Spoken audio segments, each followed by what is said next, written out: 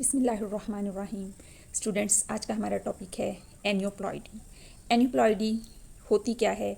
तो एक्चुअली ये क्रोमोज़ोम के नंबर के साथ रिलेटेड है। अगर क्रोमोज़ोम एक्स्ट्रा हो, एक एक्स्ट्रा क्रोमोज़ोम हो या एक क्रोमोज़ोम मिसिंग हो, एक क्रोमोज़ोम या एक क्रोमोज़ोम पेयर एक्स्ट्रा हो या मिसिंग हो, तो इस केस को हम एनियोप्लॉइडी कहते हैं। एनियोप्लॉइडी में फिर फर्दर कुछ टाइप्स होती हैं, जैसे हाइपोप्लॉइडी, हाइपो का मतलब है कम होना, एंड हाइपरप्लॉइडी, हाइपर का मतलब होता है ज़्यादा होना। अगर नंबर ऑफ क्रोमोसोम कम है तो वो हाइपोप्लॉइडी होगा, अगर एक कम है तो ये मोनोजोमी, और अगर दो क्रोमोसोम यानी एक पेयर क्रोमोसोम का कम है तो ये नलीजोमी होगा। इसी तरह से अगर क्रोमोसोम नंबर ज़्यादा है तो ये हाइपरप्लॉइडी, अगर एक ज़्यादा होगा तो ट्राइसोमी, और अगर दो ज़्यादा होंगे यानी कि एक पेयर ज़्यादा होगा तो टेट्राजोमी होगा। ठीक है, एक कम होने की सूरत में मोनोजोमी, एक ज़्यादा होने की सूरत में ट्राइजोमी, क्योंकि पेयर में से एक चला गया, पीछे एक रह गया, तो एक के लिए लफ्ज़ इस्तेमाल होता है मोनो, तो ये मोनोजोमी हो जाता है।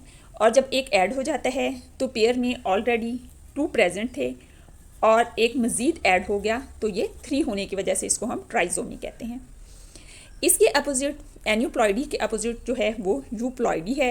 यूप्लॉइडी में नंबर ऑफ क्रोमोसोम्स इस तरीके से इंक्रीज़ होते हैं कि पूरा सेट इंक्रीज़ हो जाता है। जैसे कि ह्यूमन बीइंग में आप देखें तो 2 सेट ऑफ क्रोमोसोम्स होते हैं, लेकिन अगर ये 3 सेट ऑफ क्रोमोसोम्स हो जाएं तो ये फिर पोलीप्लॉइडी है, यानी कि कोई एक क्रोमोसोम ज़्यादा नहीं होगा बल्कि तमाम क्रोमोसोम्स का एक एक एक्स्ट्रा आ जाएगा, जिससे पूरा एक कंप्लीट सेट ज़्यादा हो जाएगा। तो ये एक सेट भी इंक्रीज़ हो सकता है, 3x बन सकता है, 2 सेट इंक्रीज़ हो जाएं तो 4x, 3 हो जाएं तो 5x।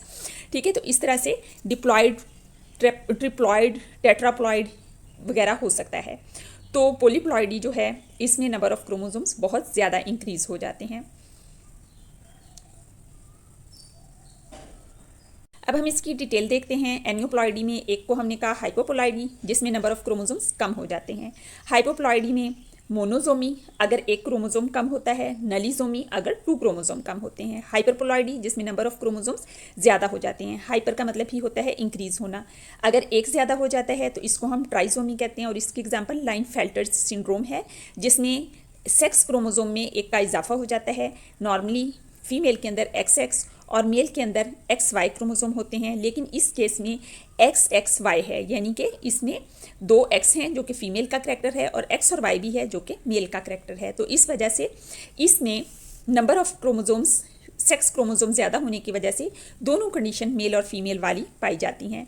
फिर इसके अलावा एक डाउन सिंड्रोम है जिसने trisomy of 21st chromosome, 21st chromosome sex chromosome नहीं है, इसमें चेंजेस होने की वजह से सेक्स पे तो कोई इफेक्ट नहीं होता, लेकिन और बहुत सारी एबनॉर्मेलिटीज़ प्रोड्यूस हो जाती हैं। टेट्राजोमी के केस में नंबर ऑफ क्रोमोसोम्स इस तरीके से इंक्रीज़ हो जाते हैं कि इसमें पूरा एक पेयर इंक्रीज़ हो जाता है, addition of a pair of chromosomes इस केस में हो जाता है। और अगर हम ह्यूमन बीइंग में देखें तो देखें नॉर्मली 46 होते हैं, तो पूरा पेयर इंक्रीज़ हो जाने के बाद ये नंबर ऑफ क्रोमोसोम्स 48 हो जाएंगे। फिर इसमें एक और केस मोनोप्लॉइड का है। मोनोप्लॉइड वो होते हैं जिनमें होता ही एक सेट ऑफ क्रोमोसोम्स है, जिनमें एक सेट ऑफ क्रोमोसोम्स होता है, उनमें अगर एक क्रोमोसोम एक्स्ट्रा हो जाता है तो फिर उनमें ट्राइजोमी नहीं होगी बल्कि वो डाइजोमी होगी।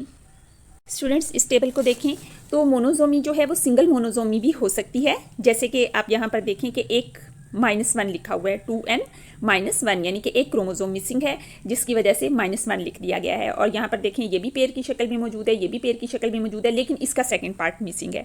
तो ये केस भी हो सकता है। डबल मोनोजोमी भी हो सकती है, जैसे यहाँ पर ये तो पेयर की शक्ल में मौजूद है लेकिन इसका भी सेकंड मिसिंग है, इसका भी सेकंड मिसिंग है, यानी कि ये भी मोनोजोम हो गया और ये भी मोनोजोम हो गया है। तो इस वजह से ये डबल मोनोजोमी होगी। इसमें 2n-1-1, हम इसको 2n-2 नहीं लिख सकते बल्कि 2n-1-1 इसलिए लिख रहे हैं क्योंकि ये अलग अलग क्रोमोसोम्स हैं जिनमें से -1 हुआ है, और अगर हम इकट्ठा -2 लिख देंगे तो वो नलीजोमी के साथ मिक्स हो जाएगा। तो इसमें एक और केस जो है वो नलीजोमी का है जिसमें पूरा सेट ही मिसिंग है। जैसे आप यहाँ पर देखें कि जो ये वाला सेट था इसमें मौजूद था, इसमें मौजूद था, लेकिन यहाँ पर ये वाला सेट ही कम्प्लीटली मिसिंग है। तो इस केस को हम नलीजोमी कहते हैं और इसको 2n-2 यानी कि पूरे का पूरा पेयर मिस होने की वजह से -2 लिखते हैं। सिंगल ट्राइजोमी, ट्राइजोमी क्या है? एक्स्ट्रा क्रोमोसोम के आ जाना। यहाँ पर देखें कि ये 1, 2, 3 इस वाली जगह पर ये जो क्रोमोसोम्स हैं ये 2 की बजाय 3 क्रोमोसोम हैं, और ये एक ही क्रोमोसोम ऐसा है जिसमें 3 क्रोमोसोम हुए हैं, तो इस वजह से ये सिंगल ट्राइजोमी है। डबल ट्राइजोमी भी हो सकती है, इस क्रोमोजोम में भी 3 हो गए हैं, इसमें भी 3 हो गए हैं, तो ये डबल ट्राइजोमी है।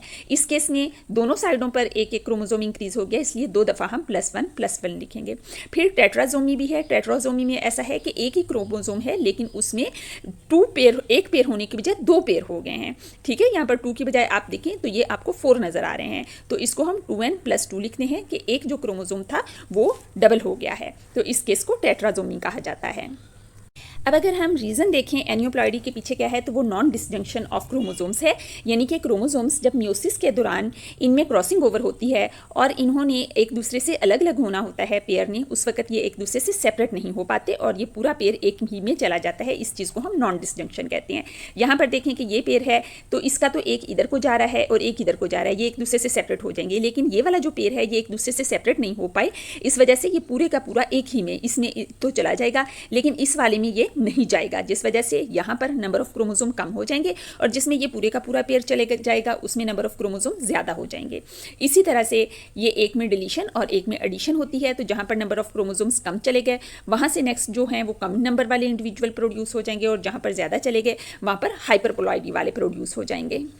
जैसे कि आप देख रहे हैं कि ये गैमीट है, इसमें 2 की बजाय 3 हैं, ये गैमीट है, इसमें 2 की बजाय 3 क्रोमोसोम्स हैं, और इस गैमीट में 2 की बजाय 1 क्रोमोसोम है, इसमें भी 2 की बजाय 1 क्रोमोसोम है, तो यहाँ पर नंबर ऑफ क्रोमोसोम्स कम हो गए गैमीट में और यहाँ पर नंबर ऑफ क्रोमोसोम्स गैमीट में ज़्यादा हो गए। और इसके पीछे वजह क्या थी? Non distinction. ये नॉन डिस्टिंक्शन कब होती है? ये म्योसिस के अंदर जब क्रोमोसोम्स में, होमोलोगस क्रोमोसोम्स में पेयरिंग होती है, वहाँ पर ये होती है। ये नॉन डिस्टिंक्शन म्योसिस 1 में भी हो सकती है और म्योसिस 2 में भी हो सकती है। यहाँ पर आप देखें तो ये म्योसिस 1 को शो कर रहा है, लेकिन अब हम म्योसिस 2 में भी देखते हैं। यहाँ आप देखें तो म्योसिस 1 में तो ठीक तरह से ही डिवाइड हो गया, एक पेयर इधर एक एक यहाँ से यानी डिवाइड हुए, एक एक इधर चला गया और एक एक इसमें आ गया। लेकिन जब म्योसिस 2 हुई है तो उस वक्त ये वाला क्रोमोसोम इसमें नॉन डिस्जंक्शन हो गई है और ये पूरे का पूरा एक ही गैमीट में आ गया है। तो म्योसिस 2 के टाइम पर हुई है, जिसकी वजह से यहाँ पर एक क्रोमोसोम एक्स्ट्रा हो गया और यहाँ पर क्रोमोसोम कम हो गया। लेकिन दूसरी साइड वाला जो नॉर्मल था उसमें जब म्योसिस 2 हुई तो उसके गैमीट नॉर्मल प्रोड्यूस हुए। फॉर्म्स ऑफ एनियोप्लॉइडी में देखें तो एक हमने की मोनोजोमी। ह्यूमन बीइंग में देखें तो मोनोजोमी की एग्जांपल टर्नर सिंड्रोम है। टर्नर सिंड्रोम में एक एक्स क्रोमोसोम मिसिंग होता है, जिसकी वजह से short stature, broad chest, low set ear, lymphoedema, low hairline और रिप्रोडक्टिव स्टेरिलिटी, यानी कि ये रिप्रोड्यूस नहीं कर सकते, तो ये सिम्टम्स प्रोड्यूस होती हैं। ये इंडिविजुअल देखने में कुछ इस तरह के नज़र आते हैं। मोनोसोमी के अलावा ह्यूमन बीइंग में जो एक एग्जाम्पल है वो ट्राइजोमी की है। ट्राइजोमी की एग्जाम्पल डाउन सिंड्रोम है। इसमें 21st क्रोमोसोम में एक क्रोमोसोम एक्स्ट्रा आ जाता है। यहाँ पर आप देखें ये 2 की बजाय 3 क्रोमोसोम आपको नज़र आ रहे होंगे और ये देखने में इस तरह से नज़र आते हैं। इस सिंड्रोम को हम डाउन सिंड्रोम कहते हैं और इनमें मेंटल रिटार्डेशन पाई जाती है। जिन और बेबीज़ में ये होता है वो मेंटल रिटार्डेशन के साथ और हार्ट डिफेक्ट्स के साथ पैदा होते हैं।